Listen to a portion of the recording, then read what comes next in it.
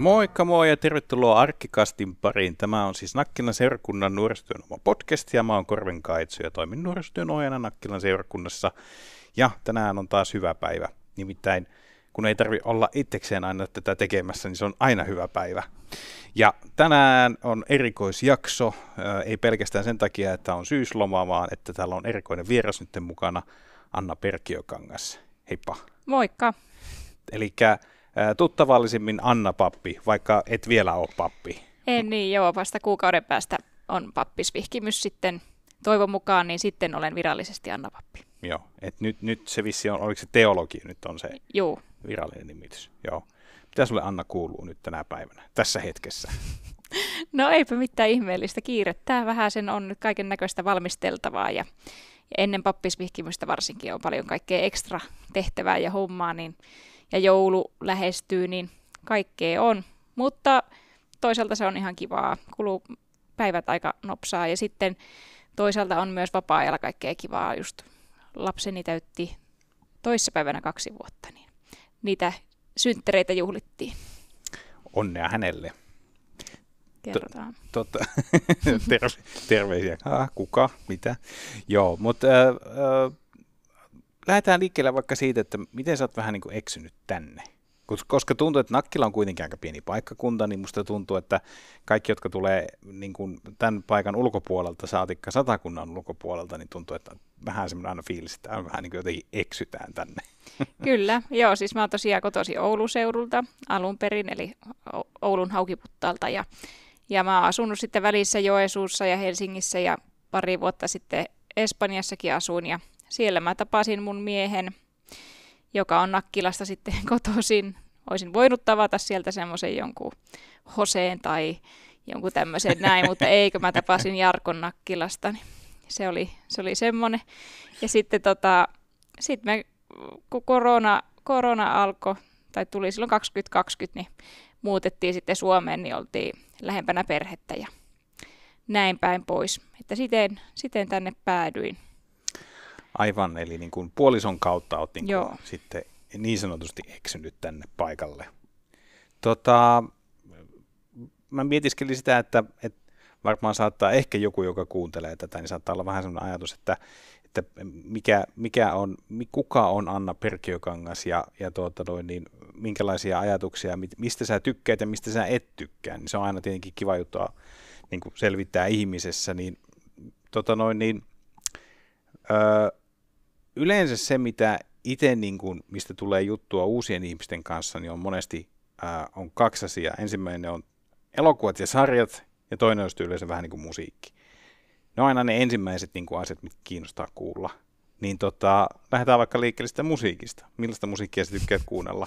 Tietenkin nyt on, että kotona on pieni lapsi, niin se varmasti vähän niin kuin vaikuttaa soittolistaan, mutta jos puhutaan nyt vaan sinusta, niin mitä sä tykkäät kuunnella? No, mulla on siis tosi laaja musiikkimaku, että mä en ole koskaan ollut semmoinen, että mulla olisi joku yksi lempparibändi tai joku genre. Mä kuuntelen vähän kaikkea laidasta laitaa, mutta siis autoradiossa soi yleensä suomi-poppi, että ihan tämmöinen perinteinen, mutta kuuntelen kyllä mielelläni myös vaikka, onko se Hitmix vai mikä se on se, missä niitä on semmoisia nostalgisia biisejä, niin se on hyvä.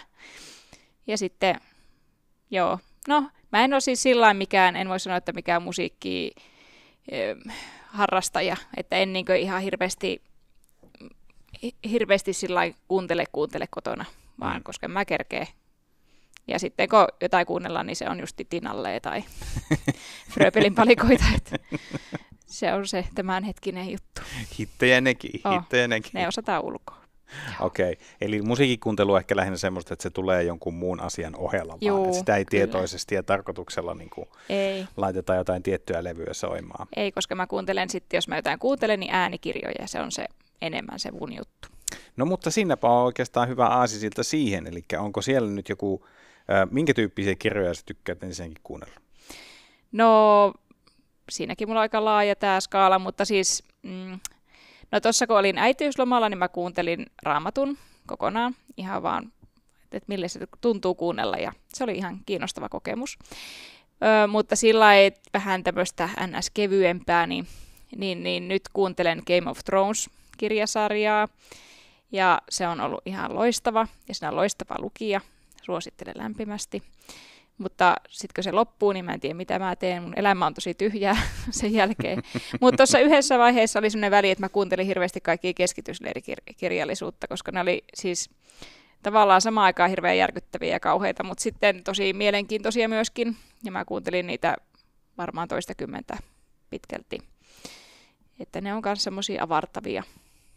Niin onhan ton tyyppiset kirjat siinä mielessä niin kuin mielenkiintoisia, että vaikka niissä kuvataan hirveitä asioita, niin se kuitenkin kertoo aika paljon niin kuin ihmisen tahdosta ja kyvystä selviytyä niinkin vaikeissa tilanteissa.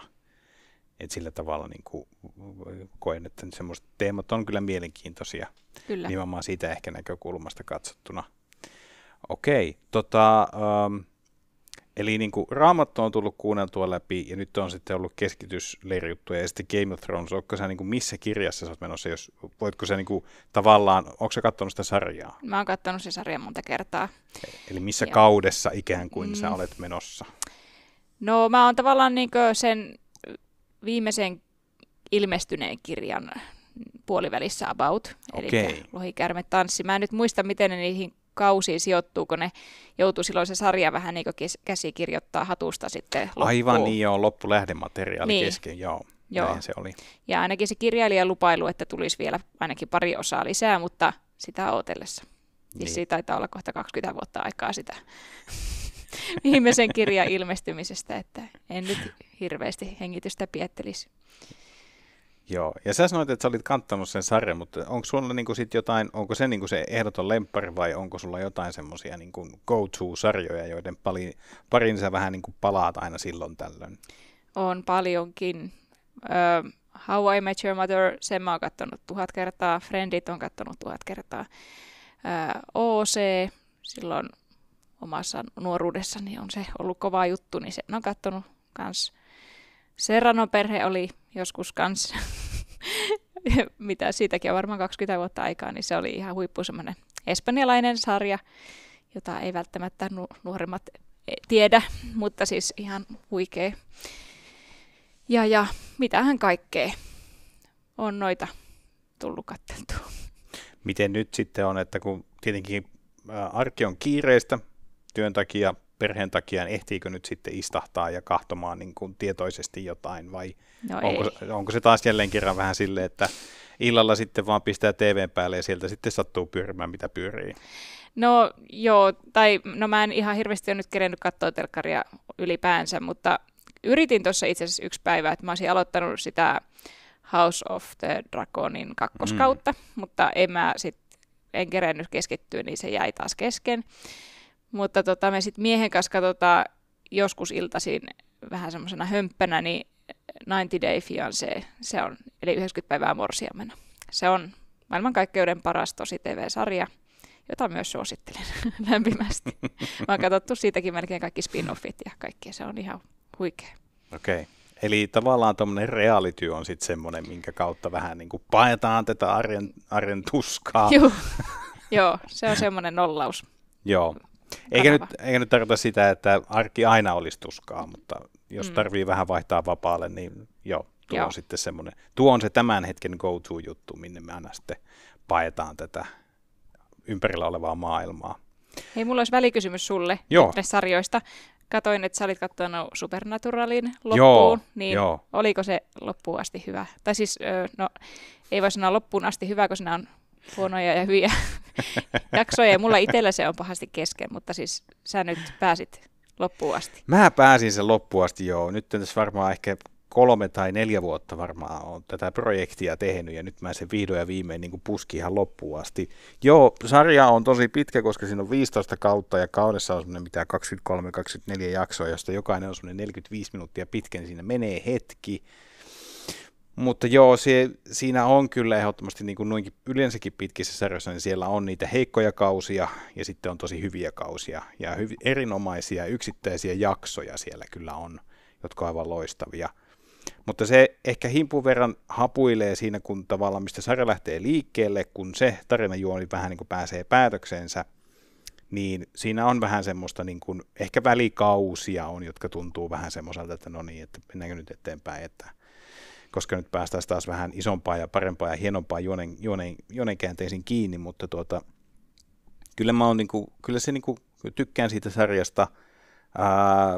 Loppu oli ehkä himpun verran vähän semmoinen, tuntuu, että siinä vähän pieni kiire on, ja sitten musta oli huvittavaa, että se viimeinen jakso, mikä siinä koko kaudessa oli, missä sitten vähän punottiin tämä Samin ja Deanin tarinat ihan loppuun asti, niin se alku oli todella ällömakea tai semmoinen tekemällä tehty, mutta se loppu oli loistava.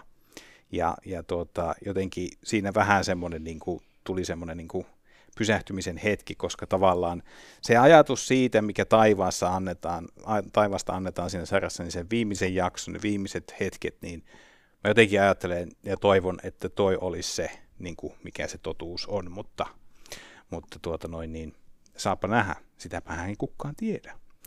Mutta joo, aika hömppäähän se on, ja välistä se menee vähän semmoisen teinimeininginkin puolelle, ehkä se alku on enemmän semmoista, mutta kyllä mielenkiintoinen retki oli.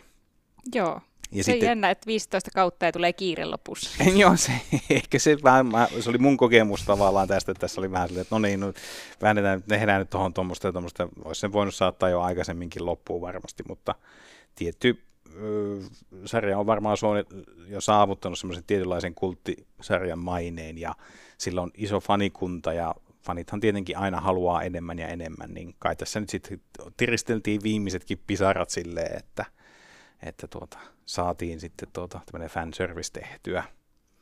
Mutta oli mielenkiintoinen. Tietenkin tematiikkahan on aika jännä sitten, että kun puhutaan taivaasta ja helvetistä ja puhutaan Jumalasta ja paholaisesta ja enkeleistä ja demoneista, niin toi on kyllä tavallaan tälleen, jos miettii nyt tätä omaa työtäkin, niin se ihan mielenkiintoisia näkökulmia se sarja tarjoaa ja vähän semmoista pohdiskeltavaa, vaikka eihän se nyt tavallaan mene sen opin mukaan, mitä ehkä missä puhutaan rippikoulussa ja näin edelleen.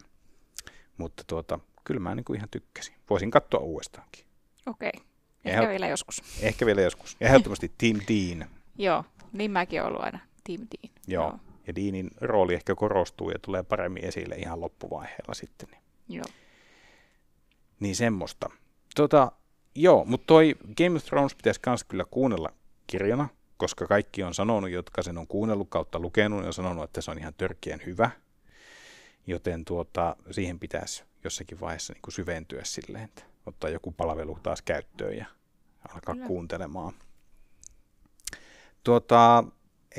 Eli musiikkimaku on käyty sitten leffat ja sarjat, sinulle nyt tuli nämä kirjatkin tuli tässä, mutta onko jotenkin muuten, miten sä tykkäät vapaa-aikaa viettää? Mitkä on ne tavallaan sun tavat, miten sä saat vähän levähdettyä ja hoidettua omaa jaksamista? No semmoisia juttuja on tällä hetkellä äärimmäisen vähän ja harvoin, mutta koska yleensä vapaa-aika menee sitten lapsen kanssa kaikessa ja lapsen harrastuksissa ja näin, mutta jos semmoista omaa aikaa jää, niin sitten mä mielelläni tekisin ehkä jotain käsitöitä. Mä en osaa oikein kutoa enkä virkata kovin hyvin, mutta mä tykkään tehdä niitä makrame, semmoisia seinävaatteita ja hyllyjä ja kaikkea, mitä niillä nyt voikaan tehdä.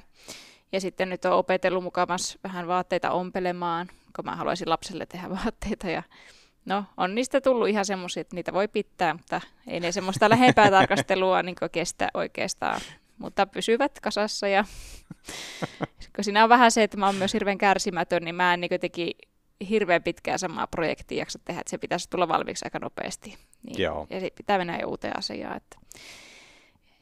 Mutta se on semmoista ihan kivaa, että mä teen yleensä sitä sillä lailla, että mä kuuntelen just äänikirjaa samalla. Tai sitten, ennen töiden alkua mä kävin tosi säännöllisesti juoksulenkillä ja spinningissä ja hiihtämässä ja näin, mutta nyt alkusyksy kyllä on ollut niin hektistä, että en ole hirveästi kerennyt. Ja sitten kun olisin kerennyt, niin on ollut jotain pientä flunssaa tai jotain, niin se nyt on vähän sillä lailla tauolla, mutta sitten kunnes on taas ihan täysin terve, niin sitten palataan niihin liikuntajuttujen pariin. Sitten enssyssymällä sitten. Niin varmaan, joo. Joo, kyllä. Miksi papiksi? Heti tästä kevyestä, heti tämmöinen vielä kevyempään kysymykseen. No, en mä tiedä. Mä oon siis tosi semmoisesta niin sanotusta tapakristillisestä perheestä, eli mulla ei vaikka itsellä ole mitään herätysliiketaustaa tai mitään semmoista, en ole käynyt lapsena pyhäkoulussa tai mitään tämmöistä, että seurakunnan kerhoissa kyllä ollaan käyty jo pienenä ja lastenleireillä ja tämmöisillä. Ja sitten, no meillä on kotona opetettu iltarukous ja on meillä varmaan lastenraamattu ollut, mutta että ei meillä mitään sillä hirveästi ole Jumalasta puhuttu. Mutta jostain syystä 9-vuotiaana mä näin, silloin aikana oli semmoinen, ehkä mä en tiedä kuinka moni, no varmaan nuoremmakin sitä on kuullut kuitenkin, mutta tämmöinen tsunami oli vuonna 2004 Thaimaassa ja siellä kuoli hirveästi ihmisiä ja sitten siinä oli semmoinen, sieltä katastrofialueelta siis tehtiin jotain uutislähetystä ja siinä haastateltiin silloista piispaa Eero Huovista ja mulla jäi sitten jotenkin palavasti mieleen se, miten hän siinä puhuu siitä tilanteesta ja että miten hän siellä oli auttamassa ihmisiä ja näin, niin mä tunsin jotenkin siinä tuli jotenkin semmoinen jännä semmoinen sisäinen palo, että hei, musta tulee pappi, että mä oon isona tuommoinen kanssa. Ja se tuli ihan täysin sillain puskista ja tälleen, että ei meillä kyllä kotona ollut semmoisesta ammattivaihtoehdosta edes puhuttu.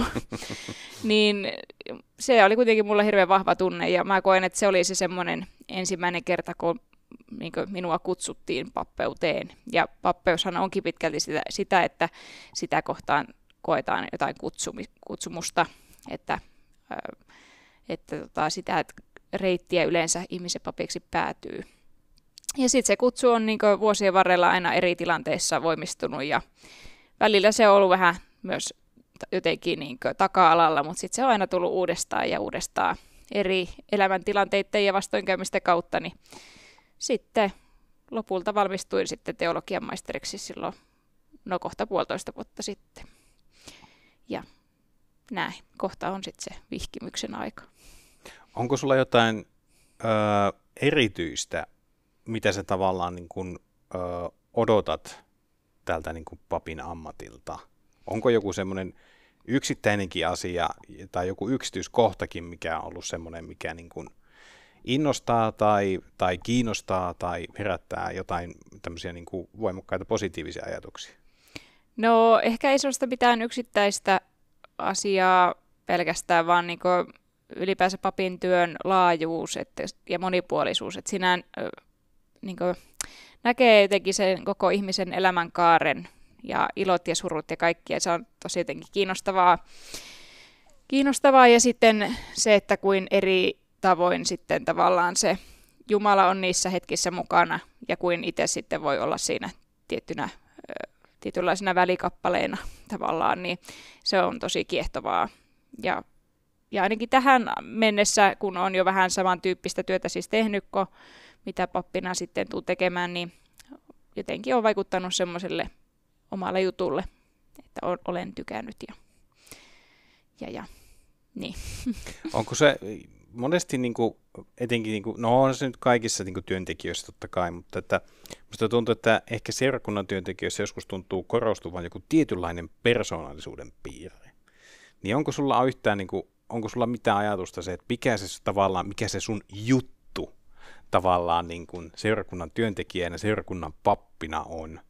Onko sulla jotain sellaista, jotkut ovat sellaisia, jotka on, kun puhutaan, että on rokkipappeja ja sitten on pappeja, jotka tykkää saarnata tai tällaista näin. Mikä se tavallaan on ikään kuin se sun juttu, mistä tai ainakin toivoisit, että tavallaan tunnistettaisiin? No en tiedä, tuskin on vielä nyt mitään. Se ehkä on semmoinen, mikä muotoutuu sitten joskus, jos muotoutuu. Mutta en tiedä, mulla ei ole mitään, just kun en voi olla vaikka rokkipappi, kun en ole mikään semmoinen kuin hävi musiikissa ja näin, mutta semmoinen, millainen mä kyllä oon ja mistä toivon hyötyväni työssäni on se, että mä oon tosi avoin ihminen ja sitten mä jotenkin ajattelisin, että kun olen itse avoin, niin sitten ehkä muidenkin on sitten helpompaa olla mun seurassa tai on ehkä helpompaa lähestyä, mutta tämä on tietenkin kaikkien henkilökohtainen kokemus, mutta siis sillä, että ehkä haluaisin olla semmoinen helposti lähestyttävä ja jotenkin ehkä kun itselläkin on ollut semmoisia elämänvaiheita, että kaikki ei ole mennyt ihan putkeen, niin on sillain ymmärrystä siitä, ihmisen elämä ei aina ole kovin semmoinen, että jos esimerkiksi jollakin olisi vaikka päihdeongelma, niin se ei leimaa sitä ihmistä koko loppuelämäksi, vaan niin se on vain yksi vaihe sen ihmisen elämässä. Ja näin päin pois, että niin semmoinen mustavalkoinen ajattelu niin on pyrkinyt ainakin siitä pääsee täysin eroon. Tuskin on täysin päässyt, mutta niin tämmöiseen pyrin. Eli voisiko toi jotenkin tiivistää, että sä pyrit aina näkemään sen ihmisen? No joo, ehkä joo, kyllä. Joo, ettei vaan ne ulkoiset asiat ja tämmöiset vaan, että joo. Mitä kaiken sen takana sitten on. Kyllä, ja sitä, että kun meitä ihmisiä on niin monenlaisia ja meitä on moneen junaan, niin tavallaan enemmän keskittyy ehkä yhdistäviin tekijöihin sitten sillai, kuin niihin erottaviin tekijöihin. Näin. En tiedä, osasinko selittää, mutta tämä tuli nyt mieleen. Se kuulosti oikein hyvältä selitykseltä. Joo. Osana työtä kuuluu myös rippikoulujen pitäminen. Ja en tiedä nyt, kun tässä ollaan niin kuin syksyssä menossa ja meillä on rippikouluinfo ja alkaa ilmoittautumiset, niin minkälainen suhtautuminen sulla on niin kuin rippikoulun pitämiseen? No semmoinen positiivinen suhtautuminen, että mä oon tehnyt aika paljon rippikoulutyötä niin kuin opiskeluaikana. Että on tuolla Nokia-seurakunnassa ollut parina vuotena ja oliko mä yhteensä sitten 2 kesän aikana 7 rippileirillä.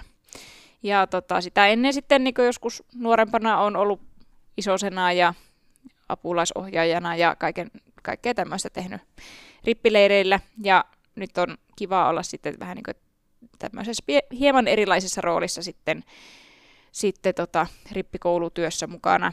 Ja sitten täällä on niin, kun täällä mennään sinne virroille, sinne ainakin nämä leirikoulut pitämään, niin siellä on hirveästi kaikkea aktiviteettia ja se on jännittävää, koska mä oon ollut itse semmoisilla hyvin perinteisillä rippileireillä aikaisemmin, joka on niin kuin, jossa ei ole semmoisia spesiaaliaktiviteettimahdollisuuksia. Mutta rippikoulu itsessään musta se on niin jotenkin tärkeä niin elämänvaihe. Ja itselle se oli silloin tosi merkityksellinen ja tärkeä, niin siksi jotenkin toivoisin, että onnistuttaisiin luomaan siitä semmoinen ikimuistoinen ihana elämys sitten tuleville rippikoululaisille myös tältä seurakunnan puolelta. Onko siinä rippikoulussa jotain, joka niin kuin taas sitten erityisesti innostaa? Onko se niistä teemoista puhuminen vai onko tällä hetkellä vaan odotus, että pääset testaamaan niitä aktiviteetteja vai mikä siinä, niin kuin on, mikä siinä tavallaan sulle on se juttu? No musta rippikoulussa aina jotenkin on tärkeintä sen niin kuin nuorten kohtaaminen ja niin kuin tutustuminen nuoriin. Yleensä tietenkin leireillä menee sillä tavalla, että työntekijät on niin kiinni siinä tietynlaisessa ohjelman luomisessa, että yleensä ei pääse tutustumaan leiriläisiin niin hyvin kuin haluaisi. Mutta se, että pääsisi edes vähän sen, niin saisi käsitystä, että millaisia nuoria täällä Nakkilassa on. Ja jotenkin se myös auttaa sitten meitä täällä seurakunnassa jotenkin miettimään sitten rippikoulun jälkeistä aikaa, että millaista toimintaa täällä on hyvä olla ja tarjota ja kaikkea. Ja siinä tietysti Kaitsu on ihan niin kuin ykkönen siinä hommassa. Mutta sillä että yhdessä kun näitä mietitään, niin se on ihan kiinnostavaa. Ja sillä että ehkä eniten just se leiriläisten tai rippikoululaisten se heihin tutustuminen ja näin, niin se on se ykkösjuttu. Ja tietysti se on minusta rippikoulun tavallaan se opetusohjelmakin on tosi semmoinen kiinnostavaa ja se joka vuosi aina opettaa itsellekin uusia asioita. Niin sekin on semmoinen niinkö asia, mitä odotan taas. Joo, tuo on kyllä aika keskeistä on tavallaan se vähän niin kuin yhdessäolo ja se kohtaaminen. Ja mä jotenkin koitan aina myöskin sanoa sen ihan ääneen, että vaikka tavallaan työntekijänä siellä onkin ehkä vähän niin kuin johtamassa ajoittain puhetta erilaisista teemoista, niin korostan sitä, että mä oon itsekin niin kuin oppijan paikalla. Ja minusta se on toisaalta tosi mahtavaa nimenomaan ajatellakin niin, että sitä on oppimassa myös niiltä nuorilta. Kyllä. Kun tutustuu ja kun he rohkenee vähän niin kuin esittää asioista, teemoista ja maailmasta, niin kuin kertoa omia ajatuksia ja näkemyksiään, niin se on aina niin kuin, ihan niin kuin huippua, ihan täyskymppi juttu, ja ainakin itselle. Kyllä, samaistun. Joo, ja mutta tosiaan niin ehkä himpun verran itse ainakin nyt jännittää tällä hetkellä, että taas kun se on aina silleen, aina kun rippikoulu on alkamassa ja on infot, ja sitten kun on se haku, ja sitten on muodostettu ne ryhmät, ja se, että vähän niin kuin pitää muistuttaakaan sitä, että sitä niin kuin jännitystä on niin kuin molemmin puolin, että sitten kun porukka kokoontuu ensimmäistä kertaa, niin siinä on se oma semmoinen jännitys, mutta ihan yhtä lailla meitä työntekijöitäkin varmaan siinä vähän jännittää, että on aina semmoinen niin kuin aloitus vähän, että okei, että millainen porukka ja mitäköhän tästä tulee ja niin edelleen. Kyllä yleensä niin kuin lähden aika positiivisin mieli, että tästä tulee hyvä juttu ja koitetaan tehdä mahdollisimman hyvä retki tästä koko rippikoulusta, että vaikka se leiri tai intensiivijakso, kun se nyt on se nimitys, mitä käytetään, niin sehän on aina sen keskeisessä roolissa ja useinsa se, vaikka se leiri tai päiväkoulujakso nähdään, niin kuin, että se on se ripari, mutta että tähän liittyy vielä paljon muutakin. Että. Niinhän se on ja sitten just se, että niin harvoinpa ne rippikoulut menee niin sanotusti oppikirjan mukaan, että aina tulee muuttujia ja kaiken näköistä sekä työntekijöillä että leiriläisillä vähän säätöä ja sählinkiä, mutta niistä yleensä selvitään, kun vaan keskitytään semmoisiin olennaisiin juttuihin, niin kyllä siitä hyvää tulee. Veikkaan, että tulee ensi vuodesta tosi kiva rippikoulun osalta. Jos sä nyt tässä voisit käyttää semmoisen tilaisuuden, ja jos vaikka joku tuleva rippikoululainen tätä sattuukin kuuntelemaan, niin mitä sä haluaisit, millaiset terveiset sä haluaisit lähettää hänelle? Niin kuin rippikouluun tulevalle. Niin, joka on nyt aloittelemassa tätä taivalta kohta. No, aika paha. No, että tervetuloa, lämpimästi tervetuloa rippikouluun ja siitä tulee varmasti unohtumaton, ikimuistoinen ja toivon mukaan myös todella ihana kokemus. Ja se on aika, niin kuin minun näkökulmasta ainakin yleensä semmoinen tietynlainen aikuistumisriitti, että meni se leiri miten meni, niin, tai rippikoulu yleisesti miten meni, niin jotenkin sen niin kuin huomaa tälleen työntekijänä, että kun rippikouluun tullaan, niin silloin monesti ollaan vielä vähän semmoisia tietyllä tapaa lainausmerkeissä lapsia, mutta kun rippikoulu päättyy, niin ollaankin yhtäkkiä tosi isoja jotenkin, että jotain siinä tapahtuu siinä prosessin aikana ja sitä, no niin, sillaisina varmaan tulee teilläkin käymään sitten ensi vuonna, uskoisin näin. Kyllä.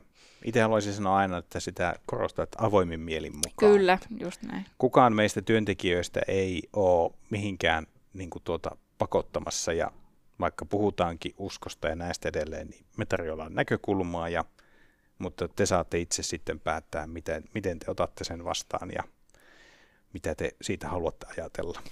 Ja kaikista näkökulmista voidaan siellä puhua, että ei ole pakko puhua vaan tästä kristinuskon näkökulmasta, vaan jos kiinnostaa joku muu näkökulma, niin sitä voidaan yhdessä pohtia ja miettiä ja pähkäillä. Kyllä, ja kritiikkiä saa sitten myöskin sanoa, että jos omasta mielestään joku on täysin väärin tai ihan täyttä puppua, niin aina itse, minun on aina mielenkiintoista kuunnella, että mikä on se peruste ja lähteä siitä sitten mahdollisesti keskustelemaan. Näin. Aika syviin vesiinkin ehtii eksyä tässä nyt. Onko sulla jotain, mitä haluat vielä tähän loppuun sanoa?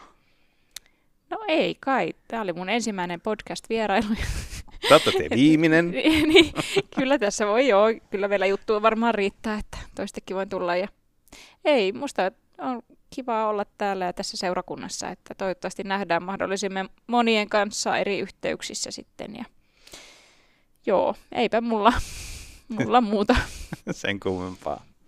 Joo, hei, ruvetaan lopettelemaan. Kiitos sulle, joka olet kuunnellut ihan tänne jakson loppuun asti. Ja tässä nyt, kun tämä julkaistaan, niin on syyslomaviikko. Jos sulla on lomaa tällä hetkellä, niin oikein mukavaa ja rentouttavaa loman jatkoa. Me palataan siis Arkikastin kanssa taas tässä pari viikon päästä sitten jälleen asiaan. Mutta hei, siihen asti niin pitäkää itsestänne ja toinen toisestanne oikein hyvää huolta. Moikka!